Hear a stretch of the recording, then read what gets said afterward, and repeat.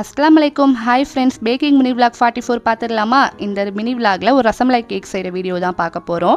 இந்த கஸ்டமர் வந்து ஒரு 10 டேஸ்க்கு முன்னாடியே எனக்கு இந்த மாதிரி ரசமலாய் கேக் வேணும், ½ kgயில் வேணும் எல்லாமே வந்து கன்ஃபார்ம் பண்ணிட்டாங்க. கரெக்டாக இந்த கேக் வந்து தீபாவளி கழிச்சு அடுத்த நாள் கொடுக்குற மாதிரி இருந்துச்சு. ஓகே, ரசமலாய் எப்போவுமே வந்து நான் பக்கத்தில் இருக்கிற பேக்கரில் தான் வாங்குவேன். சரி, அங்கே வாங்கிக்கலாம் அப்படின்னு சொல்லி ஆர்டர்லாம் கன்ஃபார்ம் பண்ணி வச்சிட்டேன்.